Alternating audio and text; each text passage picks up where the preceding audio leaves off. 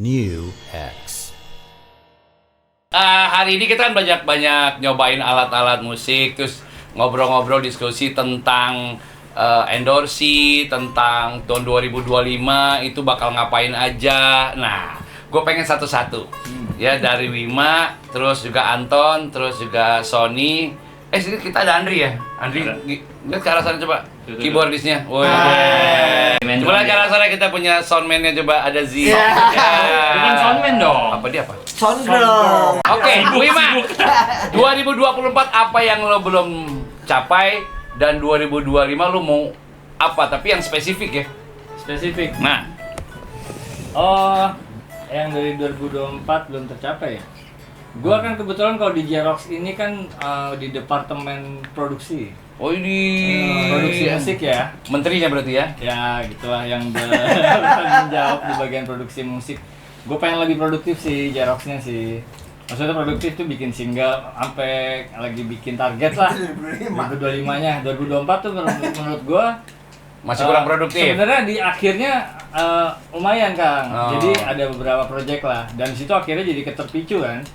Terpicu dan jadi kayak challenge juga. Oke, 2025 nih harus ada target nih. Tiap 6 bulan minimal 3 single Oh, misalnya. 2024 nggak bikin gitu. 2025 tuh 2024 itu ngalir aja. Ada sih lagu di luar yang Ya, tapi nggak project ditarget kan maksudnya. nggak jadi target, tapi dapat challenge tuh gila kemarin akhir tahun. Jadi bikin 2 lagu kerja sama produk lah 2. Oh. Tapi udah kayak bangun candi ini prosesnya. mesti cepet. Iya, ibaratnya dia bikin lagu, tapi tanggal segini video klip. Oh, pasti kan. Ada kali seminggu kurang ya. Seminggu kurang udah suruh bikin video klip kan harus ada jadi dong. Pasti karena tuntutannya Anton yang mau bayar sekolah anak ya. Iya, jadi wah challenge banget kan. Akhirnya udah. Ya, benar-benar target. Akhirnya jadi target. Maksudnya kita dulu emang terlalu santai kalau ngomong Oh. produksi musik tuh, nggak kepikiran untuk kita bikin lagu. Siapa yang paling bikin santai? Maksudnya? Jadi yang bikin kalian itu jadi Santai. nyantai gitu. Sama aja. Kayak semuanya sih. Semua sama. Oh. Maksudnya kalau nggak di-push kayak kasus kemarin itu, ya santai terus. Cuma sampai akhirnya kita jadi bisa kok ternyata kita di-push kayak gitu bisa. Ya udah, lain kali ke depannya harus bikin proyeksi ke depan itu tadi dalam Target pokoknya gini. 6 bulan minimal 3 single. Aha. Apa-apa aja udah di list juga. Kita makanya kan rutin, apalagi kita manajemen sendiri kan enak Oh kan. sih. Jadi udah ada laporan per tahunnya. Udah ini target jalanin. Oke. Sekarang Anton, Apa ya? 2024 apa yang lo belum dapet? 2024 dia kata Bima sosmednya berantakan. Nggak, karena itu penting banget karena lo kan Iya. lo adalah sebuah band yang punya banyak penggemar. Lo juga sebagai seorang drummer juga banyak diikutin sama drummer-drummer lain juga gitu ya, menginfluence banyak orang gitu ya. Tapi emang jujur sih, gue secara pribadi kalau masalah sosmed ya Kang ya, emang gue lemah, dibilang gue gaptek. Kenapa gue taruh di situ ya? Jadi di Xerox itu manajemen kan, produksi, sosial media. Tragis memang. Taruh. Dia bener bagian sosial media. Oh. Sebenarnya Makanya itu sebagai hukuman apa enggak sebenarnya? Enggak, semenjak dibajak. Iya, IG. Oh, sosmed lo pernah dibajak? Dibajak. Udah 600 ribuan ya. Udah jadi 0 lagi, postingannya dia. Lo nggak balik? Nggak bisa balik? Udah. minta berapa ratus juta gitu. Iya. Dan juga kalau lebih tragisnya lagi, semua centang biru gue doang yang enggak. Itu, gue nggak centang biru. Karena lo nggak tahu Gue caranya. centang merah, nggak tahu caranya. Jadi 2025 apa yang lo mau? 2025. Yang harus nih sampai 2025 lo nggak dapet juga. Ya sebenarnya semuanya sih ya, kemarin juga alhamdulillah anak-anak kan udah mulai di-endorse juga semua. Idi. Ya. Satu band ya. Satu band, terus juga berkat doa dan usaha teman-teman. Brandnya ada di bawah sini ya, teman. gue juga akhirnya di akhir di akhir juga dapat juga endorsan band dari Dixon gitu. Jadi akhirnya gue punya drum sendiri karena Gua sebelumnya. ngecapnya selama di Cina nih baik. Oh gitu ya. Bang Sandiaga dong, Anton Dixon dong. Ya dia kayak gimana kontennya dulu. Ah. Gitu kan. Nah, karena itu challenge. Nah, tapi ini nih di luar dari obrolan kita dengan teman-teman Jerox ya sebenarnya, karena sekarang lu kerja sama dengan siapapun, yang ditanya adalah seberapa besar lu di sosial media. Iya, Betul. itu bener. Ya. Beda zaman dulu ya. Dulu kan harus jago klinik misalnya tuh Nah, gimana gitu ya. lo harus berapa besar followernya, seberapa besar engagementnya juga. Kan banyak orang yang lo posting terus ditinggal, nggak pernah jawab. Iya. Itu kan juga nggak bagus, karena yang dibutuhin sama brand adalah ya lo harus engage.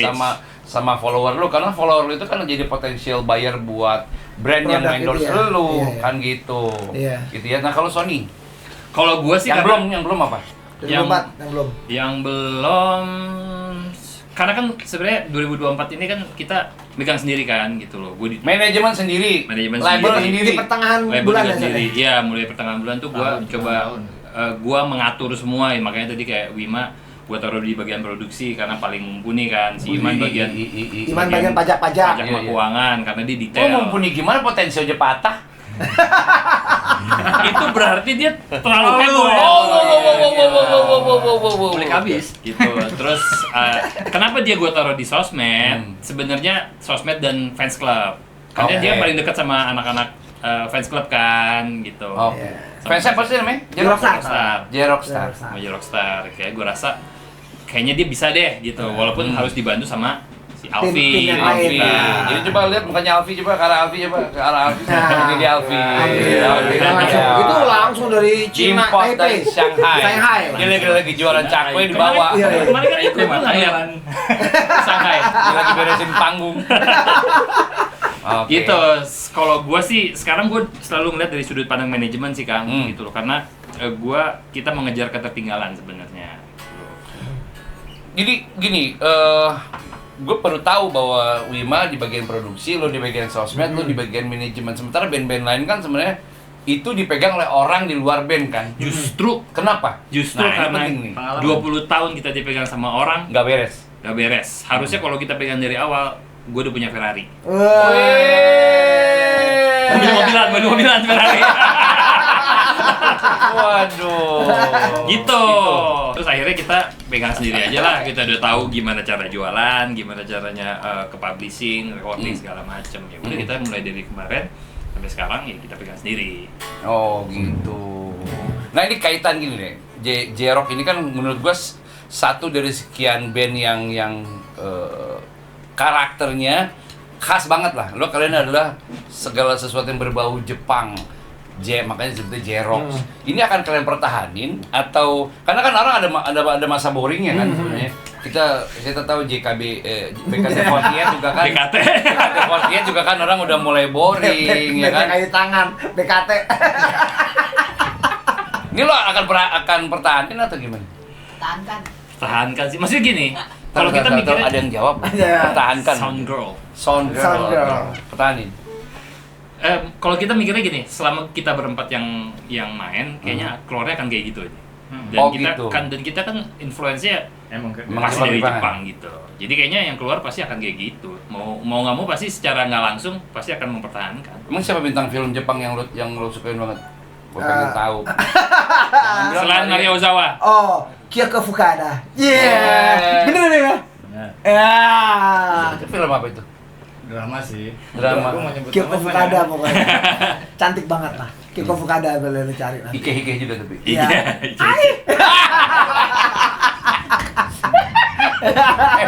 Ini tapi gini, ini kan makin seru nih kan sekarang Indonesia udah punya pemimpin baru, banyak kebijakan baru. Tadi gua sempat ngobrol sama mereka, mereka ngobrolin tentang pelatihan penyuluhan pajak.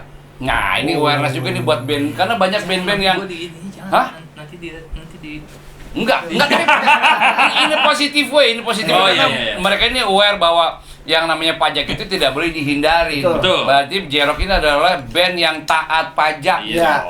Gitu ya. Iya. Dari band. Kenapa lo sampai mikir kayak gitu? Emang selisih pajaknya gede? Enggak juga. Nggak juga, Karena karena- megang sendiri ini Karena kita kan megang sendiri, Hmm. terus juga Jerox udah PT juga, jadi terus setiap kita manggung juga ada bukti potong. Ya kan itu kita harus kita setorkan, kita Benar-benar bukti pajaknya. pajaknya. Jadi memang kita ya harus teratur lah. Oh gitu. Pas band juga kan teratur kan? Alhamdulillah Rabbil alamin. Wa bihi nasta'in wa dunya waddin. Wala Oke, baiklah. Tapi gini loh, terus terang ini kan di antara band bisa dibilang banyak orang pengamat yang bilang tahun 2025 sih, 2018 ke sini itu kita krisis band rock. Tapi gue lihat sebenarnya kalian ini sebuah band rock yang udah gue nggak terlalu muda lagi loh. Kalian bisa dibilang bukan 1 tahun. Iya kan? Kalian ini tapi kalian mainnya masih banyak. Apa sih yang bikin kalian mainnya masih banyak? Apakah karena memang kalian memanage fans yang dikelola oleh Anton, atau memang karakter band kalian yang khas, atau manajemen promosi kalian yang bagus? Nah, gue pengen tahu. Apa ini coba Bim. Ya, kalau gue sih ngerasanya awal Jerox itu kan album pertama ya. Berapa album? 5, oke. Di album pertama itu kan kayaknya kita ngerasa dulu yang nggak tahu Jerox, anak band yang nggak tahu Jerox tuh kayaknya jarang. Misalnya festival lagu gue sering dipakai buat. Yes. Cuman untuk secara industri waktu TV ya, media TV lah, masih belum terlalu banyak tuh. Kalau off air banyak gitu. Nah, kita tuh ketolong di album kedua karena emang selain kita emang basicnya rock, tapi juga banyak juga single-single kita yang masuknya pop-pop juga. Yang sama Prisa gitu kan. Lebar lah ya segmennya ya. Gitu. Love. Akhirnya jadi mungkin secara single banyak lagu yang pop juga, tapi kalau di panggung band rock kasarnya gitu. Jadi secara penampilan mungkin kita dianggapnya menarik untuk ditonton. Dan kita karena terkonsep juga kalau menurut gue. Buat panggung gede kalian juga oke. Materi kalian cukup buat panggung yang besar, tapi ke TV juga oke jatuhnya. Jadi juga ramah inilah. Kayak gitu sih paling. Sama Dan, juga kan kita mikirin banget dulu dari awal nih, Jerox pokoknya harus jadi band yang enak didengar dan enak dilihat kasarnya gitu. Jadi ngomongin fashion, ngomongin penampilan emang kadang mungkin kalau kita ngeliat sekarang jadi kacau juga kita dulu gitu. Rambut warna warni, Naruto lah dan lain-lain. Karena kan mikirnya kita dulu kalau nggak gitu orang nggak nengok dulu. Betul. Gitu.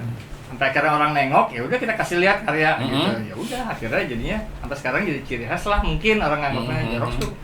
Misal banyak juga sih yang nanya, Jerox tuh nggak kayak dulu lagi ya, yang rambutnya gini.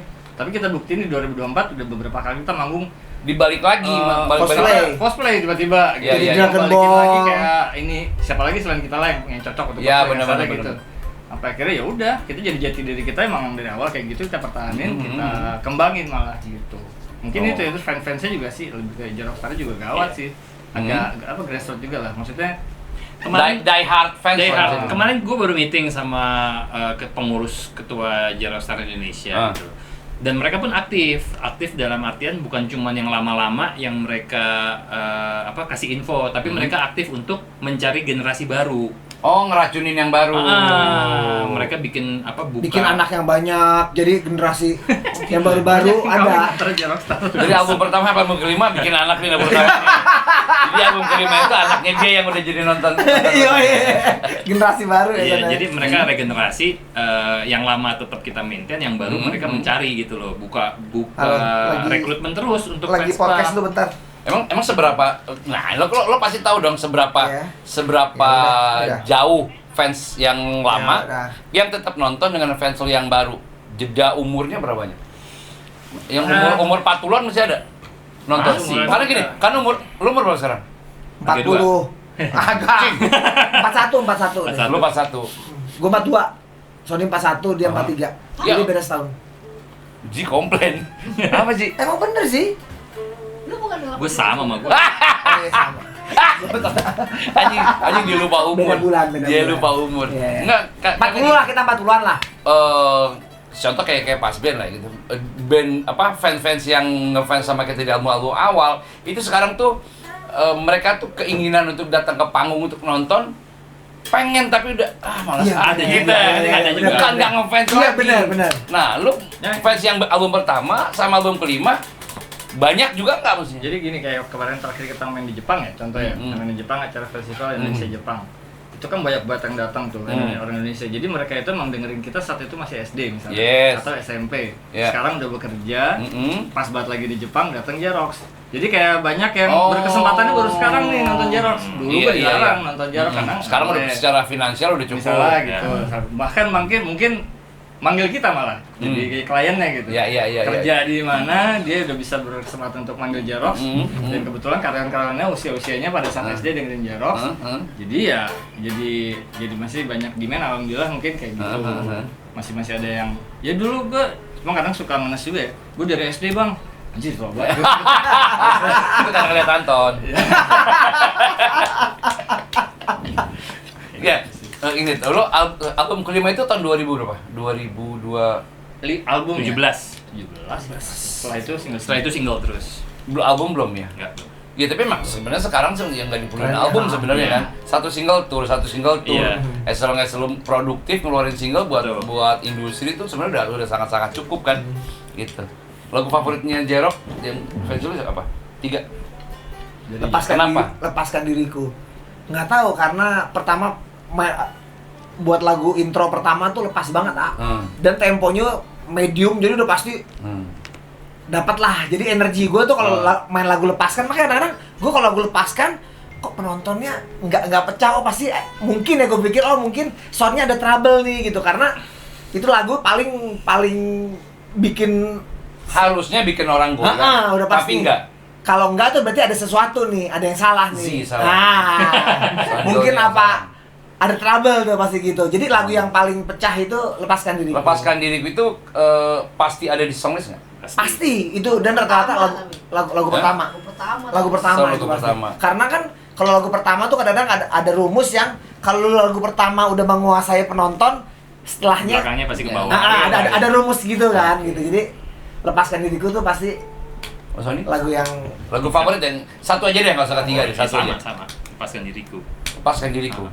Karena itu juga alasannya sama. Kalau gue lebih ke gue inget proses pembuatannya sampai sekarang. Oke. Terus sama ternyata interlude-nya tuh menginfluence banyak tuh. Melodinya tuh ternyata kemarin kan sempat ikonik lah ya. Iya, sempat viral lagi. Ternyata banyak yang ngulik. Gue jadi itu udah bikin. Ya gue yang bikin lah. Kenapa gue nanya gitu? Karena orang juga akhirnya banyak tahu bahwa Iman juga main gitar. Oh, iya. Iman juga main gitar. Kan nggak menutup kemungkinan juga Iman bisa ngewarnain divisi gitarnya si Jerox kan memang gitu. Juga banyak. Son bikin begini dong, misalnya kayak gitu. Iya, bukan berarti juga dia akhirnya jadi main gitar, nggak juga maksud gue. Divisi kita tetap lu. Bareng gitu. Bareng sama dia. Cuma kalau untuk khusus yang si Lepaskan Diriku itu ternyata kemarin sempat viral tuh segitu banyak yang cover. Ternyata interlude-nya ini. Iya, influence banget. Interlude-nya tuh apa ya bisa bilang memorable lah. Yang kalau Ima apa? Falling in Love kali. Kenapa Falling in Love? Karena paling banyak ngasilin duit. Iya juga sih. Ciptaan dia. Oh, ciptaan lu. Nggak, karena emang tuh apa ya, sebenarnya tuh lagu yang bikinnya nggak tahu bakal dipakai Jerox apa enggak kan dulu, karena beda kan. Kalau dianggap lagu itu sudah ada sebelum Jerox kali. Itu sebelum kita rekaman pertama ya malah. Jadi kayak nggak masuk nih sama konsepnya Jerox, kayaknya ya udah. Tapi ternyata rezekinya keluarnya di 2008 dan bahkan direkamnya di Abbey Road waktu itu. Oke. Oh, lagu itu. Oke. Direkamnya Abbey Road dan alhamdulillah ya lumayan terima lah. Jadi banyak yang tahu juga dan kalau lihat dari viewer di YouTube juga lumayan banyak juga. Iya. Iya kan sebenarnya banyak juga lagu-lagu dari band-band hebat dunia yang tadinya orang yang bukan buat dia sebenarnya atau dibikinnya nggak niat kayak kalau kita ngomongin Kiss, lagu Bad Akhir You Fall, kan itu lagu yang cuman lewat gitu doang, tapi itu jadi lagu yang hits banget gitu ya. New X.